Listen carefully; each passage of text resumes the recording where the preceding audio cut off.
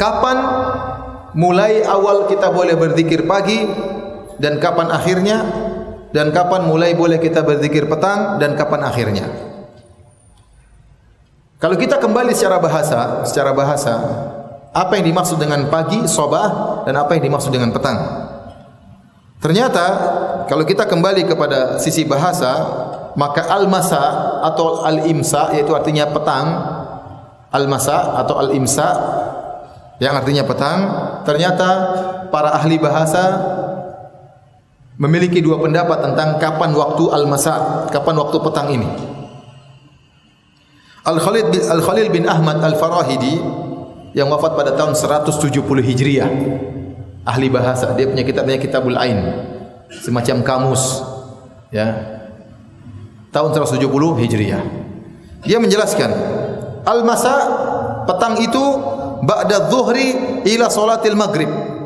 Petang itu dimulai dari ba'da duhur sampai salat apa? Maghrib.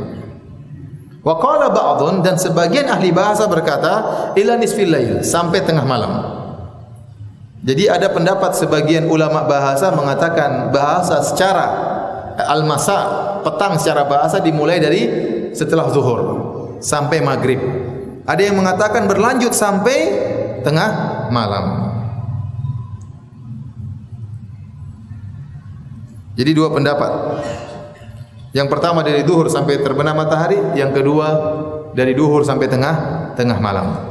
Demikian juga as-sabah. As-sabah juga ada dua pendapat, pagi. Kapan waktu pagi? Juga ada dua pendapat di kalangan bahasa. Yang pertama dari terbit fajar sampai menjelang zuhur. Terbit fajar sampai menjelang zuhur. Yang kedua dari tengah malam sampai menjelang zuhur. Dari tengah malam sampai menjelang zuhur. Al-Khalil bin Ahmad Al-Farahidi juga berkata dalam Kitabul Ain, beliau berkata, as-subuh was-sabahu huma awwalun nahar. Subuh atau as-sabah itu maknanya adalah di awal siang. Di awal siang. Itu pendapat yang pertama, ya, kata beliau as-subuh, ya, adalah awwalun nahar. Jadi pendapat dari terbit fajar sampai menjelang zuhur. Ulama lain yang berkata seperti Al-Fayyumi, beliau berkata as-subuh al-fajr was-sabah mithluhu wa huwa awwalun nahar. Subuh itu adalah awal dari siang. Was-sabahu aidan khilaful masa, dan sabah juga adalah lawan dari petang, Qala Ibnul Jawaliqi as-sabahu indal Arab min nisfil lail al-akhir ila az-zawal. Kata seorang ahli bahasa yang bernama Ibnul Jawaliqi, dia berkata subuh atau pagi menurut orang Arab dari tengah malam sampai zuhur. Adapun al-masa, petang, dari setelah zuhur sampai tengah malam. Karena as-sabah dan al-masa ada perbedaan di kalangan para ahli bahasa, maka demikian pula menentukan kapan mulai waktu zikir pagi dan kapan akhirnya, dan kapan mulai waktu zikir petang, kapan akhirnya juga ada khilaf di kalangan para ulama. Saya akan sebutkan pendapat ulama. Adapun zikir pagi ada tiga pendapat di kalangan para ulama. Ada yang mengatakan dimulai dari terbit subuh, terbit fajar, azan subuh, dan berakhir tatkala terbit matahari. Kalau matahari sudah terbit, sudah selesai. Tidak ada lagi zikir pagi. Ini pendapat dipilih oleh Ibnul Qayyim rahimahullahu taala. Jadi kata beliau zikir pagi dimulai dari terbit fajar sampai apa? Terbit matahari. Kalau matahari sudah terbit, sudah bukan waktu zikir pagi. Pendapat kedua mengatakan zikir pagi dimulai dari terbit fajar sampai menjelang azan zuhur. Sampai menjelang azan zuhur. Ini pendapat dipilih oleh Lajnah Daimah, MUI-nya Arab Saudi. MUI-nya Arab Saudi, ya. MUAS, Majelis Ulama Arab apa? Saudi. Jadi dari fajar tapi berakhirnya bukan terbit matahari, bukan. Dari terbit fajar azan subuh sampai menjelang azan zuhur. Pendapat yang ketiga, zikir pagi boleh dimulai dari terbit fajar dan berakhir tatkala terbenam matahari. Lebih panjang lagi waktunya. Baik, jadi masalah zikir pagi. Zikir petang sama, ada khilaf juga. Ada yang mengatakan dimulai dari asar sampai terbenam matahari. Ini pendapat Ibnu Qayyim rahimahullahu taala. Ya, dan juga pendapat Ibnu Taimiyah. Bahwasanya zikir petang dimulai dari adzan asar sampai apa? Terbenam matahari. Pendapat kedua, zikir petang dimulai dari adzan zuhur sampai awal malam. Dan ini pendapat dari Lajnah Daimah, MUAS, Majelis Ulama Arab Saudi. Dimulai dari adzan zuhur sampai apa? Sampai tengah malam, sampai akhir waktu Isya. Dan ini juga pendapat yang dipilih oleh Syekh bin Baz rahimahullahu taala. Ya. Pendapat yang ketiga, zikir petang dimulai dari terbenam matahari, bukan dari asar. Tapi dari terbenam matahari sampai tengah malam. Ini pendapat, atau bahkan sampai terbit fajar. Ini pendapat dipilih oleh Asy-Syaukani rahimahullahu taala. Terus pendapat mana yang benar, Ustaz? Saya menawarkan kepada antum pendapatnya Syekh Shalih Al-Utsaimin rahimahullahu taala. Ya. Bahwasanya waktu subuh awal sepakat ba'da azan subuh. Jadi kalau Anda sudah dengar azan subuh, sudah mulai zikir pagi, sudah boleh. Misalnya seperti Arab Saudi, antara azan dan qomat waktunya jauh. Antara azan qomat bisa 25 menit, bisa setengah jam, bisa 20 menit. Seorang misalnya pergi ke masjid waktu pas azan, kemudian dia sholat 2 rakaat qabliyah subuh, masih ada waktu lama, dia boleh berzikir pagi petang meskipun sebelum sholat subuh. Paham? Dia boleh zikir pagi karena zikir pagi dimulai dari terbit apa? Terbit fajar. Ya. Kebanyakan orang tentunya zikirnya setelah sholat subuh ya, karena di Indonesia antara adzan iqamah cuma sebentar, paling 10 menit sudah qomat. Ya. Tidak sempat lagi kita zikir pagi. Tetapi bagi yang ingin berzikir setelah adzan subuh boleh, diperbolehkan. Atau mungkin dia berjalan menuju ke masjid butuh waktu 10 menit, dia berzikir di jalan, tidak jadi masalah. Atau zikirnya belum selesai, dia salat subuh, setelah salat subuh dia lanjutkan lagi. Jadi dimulai dari setelah adzan subuh. Sampai kapan? Kata Syekh Utsaimin, wa yantahi birtifa'i syamsi duhan, dan selesai di waktu duha. Selesai di waktu duha. Seakan-akan dia condong kepada waktu sebelum adzan duhur. Karena waktu duha berakhir kira-kira 15 menit sebelum adzan duhur. Ini kembali kepada apa? Kembali kepada bahasa. Karena tadi banyak yang mengatakan sobah artinya awalun nahar.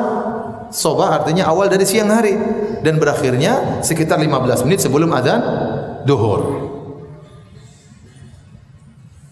Jadi ini zikir pagi petang, zikir pagi. Adapun zikir petang menurut beliau, wa yadkhulul masa' min salatil asar. Zikir petang dimulai dari salat asar. Wa yantahi bi salatil isya, dan berakhir dengan waktunya salat isya selesai. Dan waktu salat isya terakhir adalah setengah malam. Tengah malam. Ini pendapat yang kuat karena kita kembali kepada sisi bahasa. Jadi kita punya kaidah ikhwan. Tatkala kita ingin milih sesuatu, kita kembali kaidah syariat, hakikatus syar'iyyah. Seperti saya contohkan sederhana, salat. Apa itu salat? Salat ya, ada secara bahasa dan ada secara syariat. Secara syariat, salat itu sesuatu yang dibuka dengan takbir dan ditutup dengan salam. Secara bahasa, salat artinya doa. Salat artinya doa. Sekarang di sisi di depan kita ada hakikat syariah dan ada hakikat lugawiyah, hakikat syariat dan hakikat bahasa. Maka hakikat syariat didahulukan. Berarti kita enggak pakai bahasa. Sekarang masalah, kalau tidak ada hakikat syariat tidak menjelaskan dengan baik, maka kita kembali kepada urf. Kalau urf tidak ada, baru kita kembali secara bahasa. Jadi ada 3 hakikat. Hakikat syariat, hakikat tradisi urf, dan hakikat bahasa. Kalau solat kita menggunakan hakikat syariat karena syariat menjelaskan apa itu solat. Contoh puasa, puasa artinya menahan. Apakah menahan secara umum? Tidak. Secara syariat dijelaskan menahan khusus, yaitu menahan makan dan minum dan jima dimulai dari terbit fajar sampai terbenam apa? Matahari. Contoh safar. Sekarang kita berbicara tentang masalah khilaf tentang safar. Berapa batas jarak safar? Kita kembali kepada hakikat syariat. Apakah syariat pernah menjelaskan berapa batas jarak kita boleh bersafar? Ternyata tidak ada dalilnya. Ternyata tidak ada dalilnya.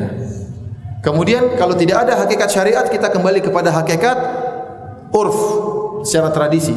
Dan ini yang dipilih oleh Ibnu Taimiyah rahimahullah taala dan Syekh Utsaimin dan yang lainnya.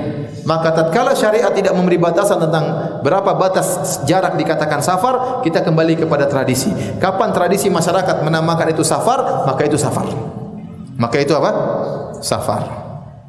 Nah, jadi maksud saya, tatkala kita menilai sesuatu, kita lihat dulu secara syariat ada atau tidak. Kalau enggak ada, kita ke urf tradisi. Kalau enggak ada, baru ke secara bahasa. Nah, masalah tentang pembatasan pagi dan petang secara dalil enggak ada dalilnya. Nabi tidak pernah mengatakan subuh dimulai dari sekian berakhir sekian, enggak ada. Karena tidak ada Nabi pernah menjelaskan subuh dimulai dari sekian berakhir dari sekian, petang dimulai dari sekian berakhir dari sekian, maka kita kembali kepada kaidah bahasa. Dan bahasa tadi telah menjelaskan namanya subuh itu dimulai terbit fajar sampai menjelang apa? Zuhur. Dan namanya masa dimulai dari asar sampai malam. Dan ini pendapat yang kuat. Ini pendapat yang kuat. Dan condong kepadanya lajnah daimah. Ya, MUAS, ya. Majelis Ulama Arab Saudi. Dari sini ikhwani fillah wa akhtifiddin azani Allah wa ikum, yang hati-hati Anda berzikir pagi dimulai dari terbit fajar sampai sebelum terbit matahari. Lebih hati-hati. Lebih didahulukan, lebih bagus. Kenapa? Semakin Anda berlindung kepada Allah semakin cepat, maka lindungan semakin cepat datang. Faham? Saya ulangi, waktu yang paling tepat adalah setelah terbit fajar sampai sebelum terbit matahari. Tetapi kalau ternyata Anda lupa, baru ingat saya belum zikir pagi, ingatnya jam 8, zikir aja enggak jadi masalah.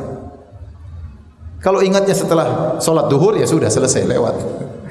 Tapi kalau jam 8, jam 9 lupa berzikir, zikir aja enggak jadi masalah. Karena waktu zikir pagi masih berlanjut sampai sekitar 15 menit sebelum azan duhur. Semakin Anda menyegerakan, semakin baik. Karena Anda minta perlindungan kepada Allah semakin cepat. Faham? Demikian juga zikir petang. Zikir petang hendaknya Anda mulai setelah sholat asar, sebelum terbenam matahari. Tapi seandainya Anda setelah terbenam matahari lupa belum baca, maka silakan baca meskipun sebelum isya atau setelah isya, enggak jadi masalah. Baca zikir petang. Paham sampai di sini? Baik.